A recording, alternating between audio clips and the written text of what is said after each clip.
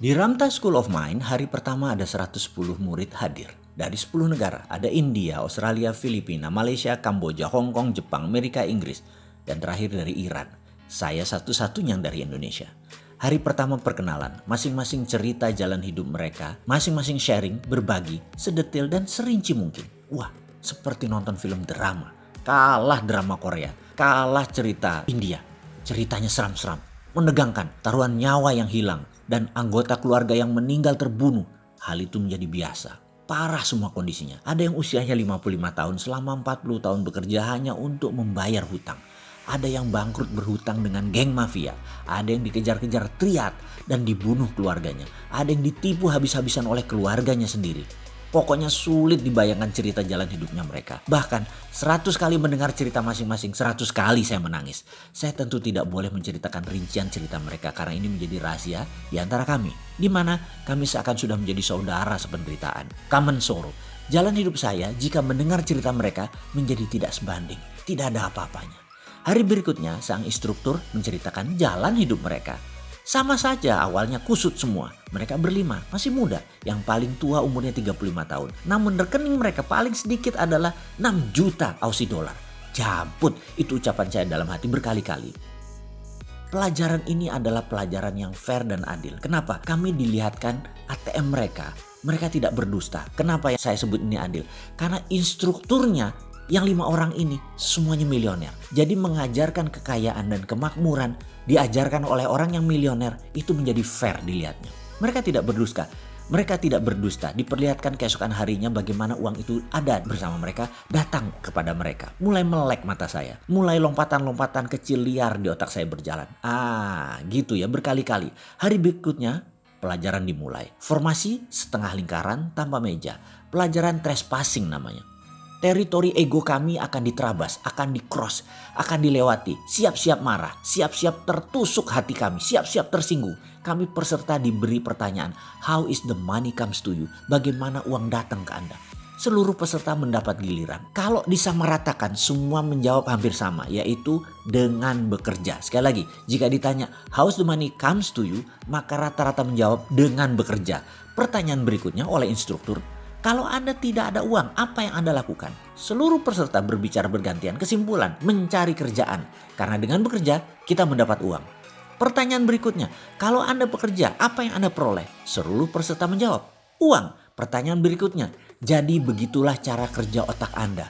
Untuk mendapatkan uang, Anda harus bekerja. Oke, kita stop sebentar. Ada yang salah dalam pernyataan di atas? Tentu tidak, bukan? Inilah pernyataan dan pertanyaan selanjutnya. Bisakah Anda tidak bekerja? Anda dapat uang. Otak saya kram, macet. Kemudian terdengar suara instruktur melanjutkan. Karena Anda berpikir uang datang kalau bekerja. Kalau tidak punya uang, Anda mencari kerjaan. Dan Anda pikir Anda mendapatkan uang. Padahal itu hanya menyambung hidup. Di akhir bulan uang Anda habis lagi. Dan Anda bekerja lagi. Begitulah roda kehidupan yang Anda putar. Benarkah? Otak saya berhenti. Rasanya tidak ada yang salah. Bukannya itu pemahaman umum. Uang didapat dengan bekerja. Nggak kerja ya nggak dapat duit. Pertanyaan berikutnya agak menohok ke saya. Anda bertuhan, Mr. Mardigu?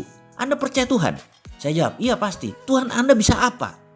Kalau ini bukan pelajaran trespassing, sudah ngamuk saya. Tuhan saya bisa segalanya, memiliki semuanya. Dan dia adalah ketidakterhinggaan. Jawab saya dengan nada tidak nyaman.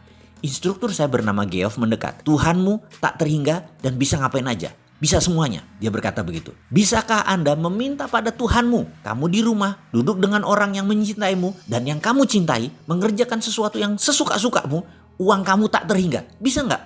Saya gelagapan. Ditekan lagi. Bisa nggak Tuhanmu mendatangkan uang kepadamu tanpa kerja, hanya mengerjakan yang kau cintai, dapat uang tak terhingga? Bisakah? Bisa, saya jawab keras. Kenapa kamu tidak minta itu? Kenapa kamu tidak minta kepada Tuhanmu, kepada Allah? Ya Allah, saya mau berkumpul dengan orang yang saya cintai, mengerjakan sesuatu yang saya sukai, menyenangkan banyak orang, santai, membuat sehat, membuat pinter, membantu alam, dan dapat duit tidak terhingga.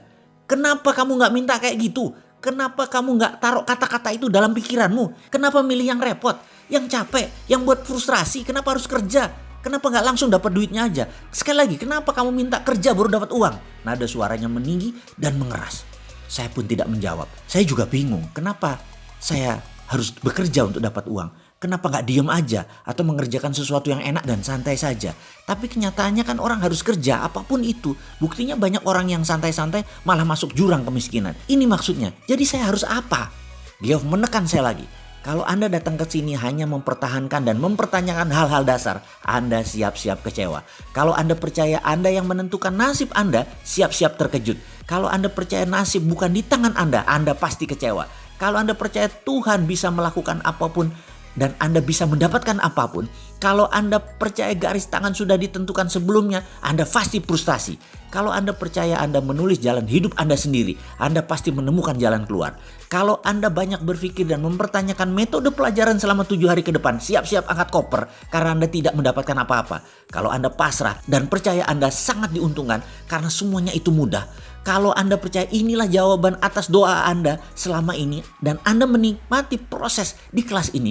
Kalau Anda memegang kukuh belief system Anda yang lama, Anda persis menjadi seperti Anda yang sekarang. Kalau Anda meruntuhkan seluruh bangunan Anda dan bersiap membangun pondasi belief baru, siap-siap melihat diri Anda yang baru, yang anggun, yang tak terhingga dan sesuai dengan maunya Anda. Kemudian nada suaranya melunak dan pelan.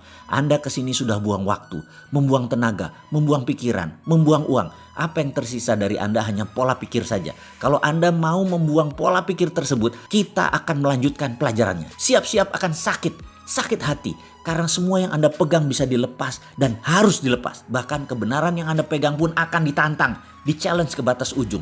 Diri Anda akan didorong ke batas yang Anda merasa apapun mungkin, apapun masuk di akal. Masa sih? Bagaimana bisa pernyataan dan pertanyaan logika belief lama akan ditantang? Kalau ternyata tidak teruji, rubuhkan belief system Anda tadi. Ingat, kebenaran yang terbenar adalah kebenaran yang teruji. Kebenaran yang terbenar adalah kebenaran yang tidak menyinggung siapapun.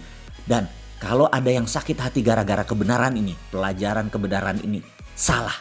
Dan kebenaran yang paling benar, dia membela dirinya sendiri. Oleh karena itu sahabat, Anda sudah membuang waktu, Anda sudah membayar mahal video ini, Anda harus mendapat pelajarannya. Ikuti semua perintah-perintah ini sedetil mungkin karena Anda pasti berubah menjadi Anda yang baru.